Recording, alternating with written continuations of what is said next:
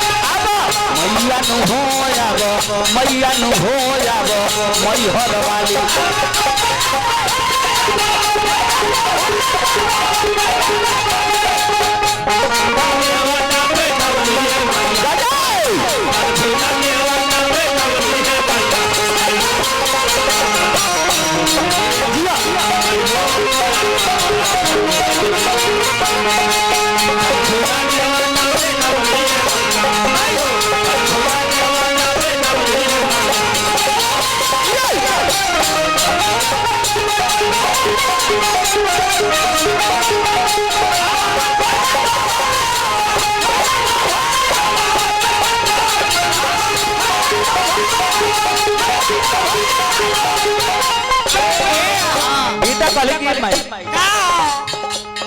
आई चूल्हा चाचा जी के तरफ से खजनपुरा निवासी माता रानी के भजन में 51 रुपया पुरस्कार। चलिए हमारा तरफ से पूरी यादव मंडली के तरफ से चरण में प्रणाम नमस्कार। आज जगहिया के जयकार।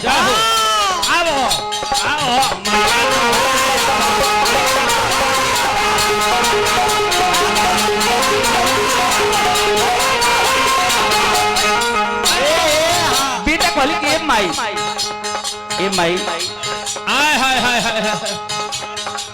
सुनीली की माई रौड़ा बड़ा है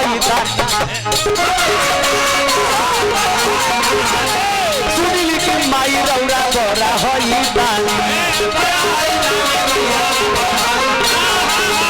बेटा कहली कि माई हम सुनले बानी की रौड़ा बड़ा दानी है लेकिन दानी बुझब कब भगतन पर दया कर दो तब हम जानी हमारे बताया कर तब हम जानी। ए माई तनी जयकार लगाई माता रानी के नाम पर। प्रेम से बोली शेरा वाली मैया की काली मैया की।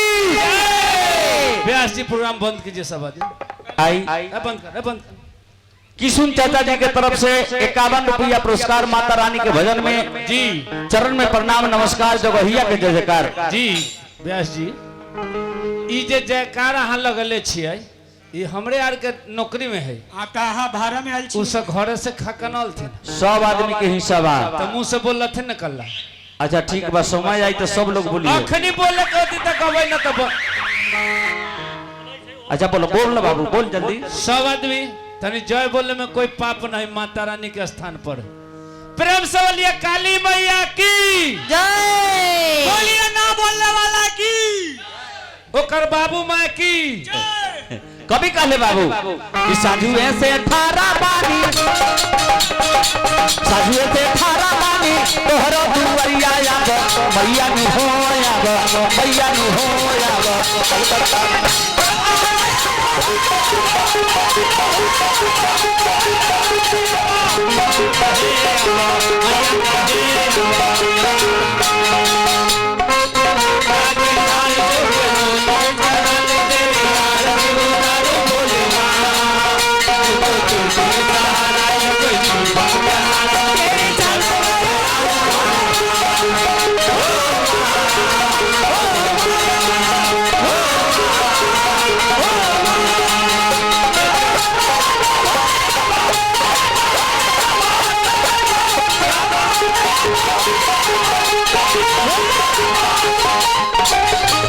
चलम माता रानी के भजन में शंभू राय सिद्धार्थ साहल जी के तरफ से ढेर पुरस्कार नमस्कार जगहिया के जयकार। बेटा कहले कि माई हम सुनले बानी माई देखले नहीं थी कि अनहरा के आंख देवेलू कोढ़ियन के काया देवेलू अनहरों के आंख देलू कोढ़ियन के काया अनहरों के आंख देलू कोढ़ियन के काया। ए माई निरधन के धाना देलू धन तो हरमाया निरधन के धाना देलू धन तो हरमाया।